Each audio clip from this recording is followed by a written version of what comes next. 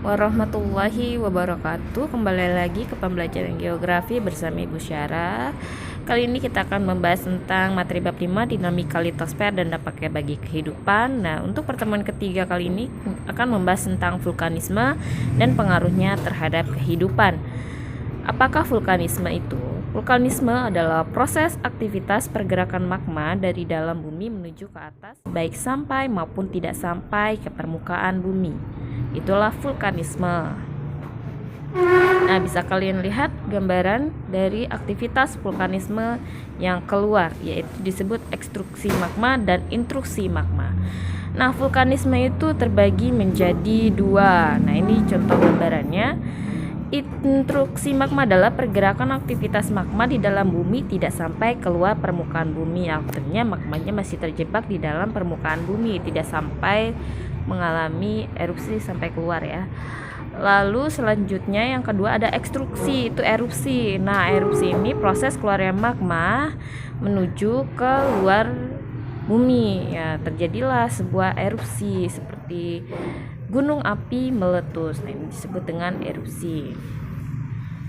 Nah, intruksi magma ini terdapat beberapa bentuk. Yang pertama batolit. Nah, batolit ini adalah dapur magma yang merupakan daerah terbesar di antara yang lainnya ya. Di sini lapisan batolit ini merupakan lapisan terbesar yang ada di permukaan. Lalu yang kedua laktolit adalah magma yang menyusup di antara lapisan batuan yang atasnya cembung dan alasnya rata. Nah, ini lapisan terbesar kedua dari batolit tadi.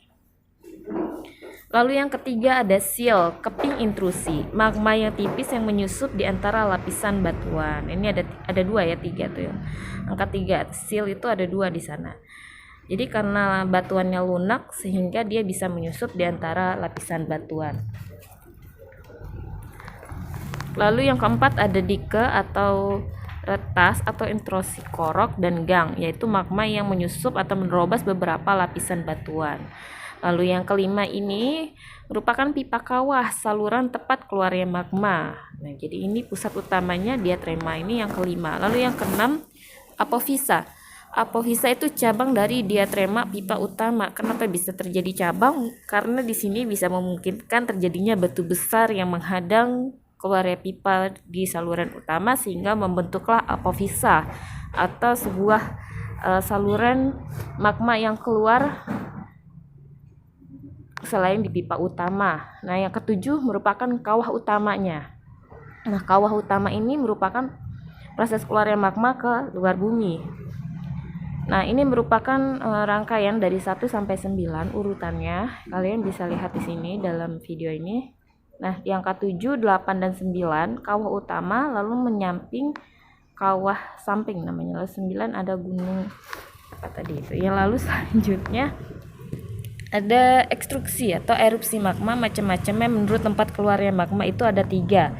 Yang pertama ada erupsi linier, jika magma keluar melalui retakan atau patahan yang memanjang membentuk gunung api memanjang. Nah, yang pertama ini ada erupsi linier. Contohnya Lucky Mount Islandia meletus dahsyat pada 8 Juni 1783. Nah, ini merupakan gambaran dari Lucky Mount Islandia. Dia sangat memanjang ya, letusannya ini panjang sekali sehingga ketika sudah menjadi pendinginan beberapa tahun selanjutnya, nah terjadi pendinginan seperti ini, menjadi sebuah objek wisata yang sangat menakjubkan di Islandia. Ini akibat lelehan dari magma yang memanjang tersebut. Lalu selanjutnya erupsi areal.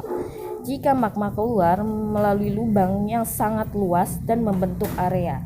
Nah, ini terjadi ketika erupsinya dangkal ya, dapur magmanya dangkal. Nah, sebenarnya ini sangat berbahaya karena pendangkalan ini lelehannya bisa kemana-mana di area penjuru ya, hampir semua penjuru. Contohnya pegunungan Yellowstone di National Park di Amerika Serikat yang luasnya mencapai 10.000 km per kubik. Ini melalui foto udara ya, kalian bisa lihat sendiri nih, arealnya sangat luas sekali waktu itu ya, karena datar ya, dangkal, dan sehingga lelehannya itu kemana-mana. Tetapi di sini menjadi sebuah objek wisata untuk beberapa tahun kemudian. Ya, di sini objek wisata sebuah jembatan. Padahal ini adalah juga sangat berbahaya. Nah, jadi ini bisa dijadikan sebagai objek wisata pada masyarakat Amerika maupun yang lain. Terus yang ketiga, erupsi sentral. Jika magma keluar melalui sebuah lubang pipa kawah yang berada pada satu titik lokasi. Sebagian besar gunung api di dunia erupsi berbentuk sentral, artinya satu pipa ya, yang meleduknya sangat besar. Menurut bentuknya, gunung api itu banyak. Yang pertama ada gunung api strato berbentuk seperti kerucut, terjadi karena erupsi yang bersifat campuran eksplosif dan efusif. Eksplosif itu ledakan dan efusif itu lelehan yang bergantian secara terus-menerus. Gunung api ini paling banyak di dunia. Nah, ini pipanya karena tadi satu sehingga bisa menyebabkan letusan yang meledak maupun lelehan. Gunung api Mars memiliki kawah yang luas. Nah, terjadi karena erupsi eksplosif, bahan yang dikeluarkan sedikit sebab sumber magmanya dalam dan sempit. Sebagian berubah menjadi danau. Contohnya danau Kawah Lumajang Jatim. Lalu ada Gunung Bromo, itu merupakan contoh gunung api Mar. Nah, ini merupakan pipanya dan ini kawahnya ya. Bisa juga terjadinya sebuah danau besar, seperti salah satunya juga di Gunung Galunggung, Tasikmalaya. Lalu yang ketiga ada Gunung Api Perisai Ampitameng. Berbentuk seperti perisai tameng, terjadi karena erupsi yang bersifat efusif atau lelehan. Nah, ya lihat sendiri ya, ini bentuknya seperti tameng. Nah, jadi karena kawasannya dangkal sehingga terjadilah efusif atau lelehan magma. Yang tadi yang pernah dijelaskan di awal ya. Nah, Gunung Hawaii salah satu contohnya. Menurut ada tidaknya ledakan itu terbagi menjadi dua. Ada erupsi efusif atau erupsi lelehan ya. Tadi erupsi yang tidak menimbulkan ledakan ya, di mana magma yang keluar meleleh pinggiran lereng. Nah, ini contohnya ya, terjadinya lelehan dari magma itu sendiri. Magma yang di dalam bumi kalau sudah keluar disebutnya sebenarnya lahar ya. Lava dan lahar. Ini lavanya. Lavanya ini meleleh ke mana-mana dan tekanan gasnya juga rendah sehingga tidak meledak ya. Nah, menghasilkan bentuk gunung yang kerucut dengan tekanan gasnya besar dan magmanya dalam. Contohnya Gunung Krakatau, Galunggung, ada Gunung Kelut dan lain sebagainya. Nah, ini ketika saat terjadinya letusan. Nah, ini letusannya, ini magmanya saat menyembur keluar terjadinya sangat besar sekali sehingga di sini banyak material yang keluar. Lalu tipe letusan gunung berapi. Ada faktor penentunya, tingkat kekentalan atau viskositas magma, tekanan gas dan kedalaman dapur magma. Tipe Hawaii. Lavanya encer, tekanan gasnya rendah dan sumber magmanya dangkal berbentuk perisai. Contohnya tadi di Gunung Hawaii ya. Nah, ini bentuknya seperti perisai. Lalu yang kedua ada tipe Stromboli. Lavanya encer, tekanan gasnya sedang, sumber magmanya dangkal. Letusannya berupa semburan gas yang membawa magma disertai dengan bom. Nah, ini merupakan letusan gunung api yang ledakannya juga sangat besar sehingga material yang dikeluarkan pun besar-besar ya. Nanti material yang dikeluarkan itu bisa berupa batu besar, kerikil dan lain sebagainya. Nah, semburannya juga sangat besar ya. Contohnya Gunung Strombolinya di Swiss Gunung Raung. Lalu ada 3 tipe vulkano. Cair kental dibedakan 2 macam. Vulkano lemah, tekanan gasnya sedang, sumber magmanya dangkal. Contohnya Gunung Bromo, dia vulkanonya lemah. Lalu vulkano kuat, tekanan gasnya tinggi, sumber magmanya dalam. Contohnya Gunung Semeru. Nah, jika ini gunung meletus juga sangat berbahaya ya kalau Gunung Semeru meletus karena tekanannya juga sangat dahsyat juga. Lalu yang keempat ada tipe Perrot atau pilineal. Lavanya cair, kental, tekanan gas sangat tinggi dan sumber magmanya sangat dalam, kira-kira 50 km. Nah, ini dia. Ini pipanya sepertinya 50 km. Cairannya kental dan semburannya juga sangatlah dahsyat ya. Nah, ini terjadinya awan panas di sini. Lalu tipe Merapi, lavanya kental, sumber magmanya dangkal, tekanan gas dari bawah yang retak. Gunung, contohnya Gunung Merapi. Ya, Gunung Merapi di Indonesia terjadi tahun 1920 dan terakhir itu tahun 2020. Lalu ada tipe St. Vincent, lavanya kental dan gasnya sedang, sumber magmanya dangkal. Contohnya juga yang ada di Gunung Kelud. Lalu tipe Pele, lavanya kental, tekanannya tinggi, sumber magmanya dalam, contohnya Gunung Montagne Pele. Ya, tipe Pele ini bisa kalian simak di sini. Nah, ini tipe Pele. Ya.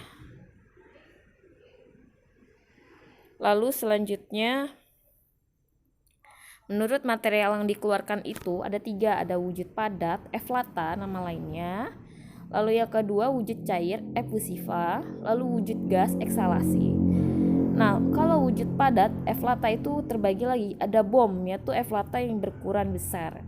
Bukan bom seperti nuklir, tapi bomnya itu berupa batuan besar yang dikeluarkan oleh magma sekaligus semburan yang tadi. Sehingga dia bisa membawa batuan besar hingga mental keluar atau terbawa keluar. Lalu lapili, pasir vulkanik dan abu vulkanik. Lapili itu kerikil. Lalu yang kedua wujud cair, efusif. Nah, ini berupa lahar. Lahar itu cairan hasil dari magma tadi. Magma yang keluar bumi namanya lava. Aliran ke permukaan bumi dan suhunya sangat tinggi. Habis lava terjadilah lahar. Lahar itu ada 2, ada lahar panas dan lahar dingin. Campuran lava dengan air. Ya. Ada juga dengan air bisa menyebabkan lahar panas. Ada yang campur lumpur jadi lahar dingin. Seperti itu ya. Dari magma menjadi lava, dari lava menjadi lahar. Lahar ada lahar panas dan ada lahar dingin.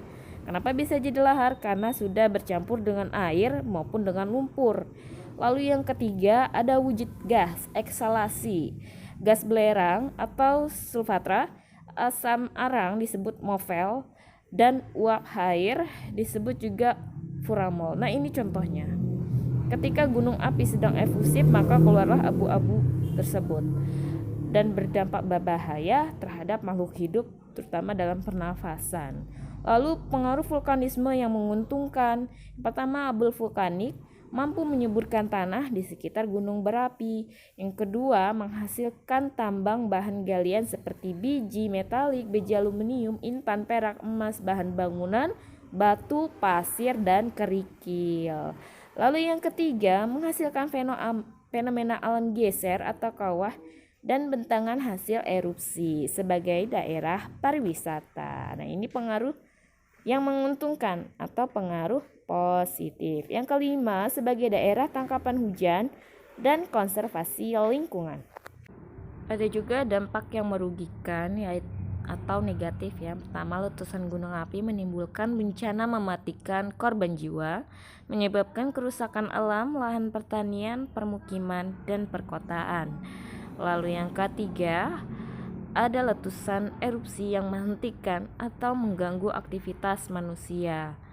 Lalu yang keempat,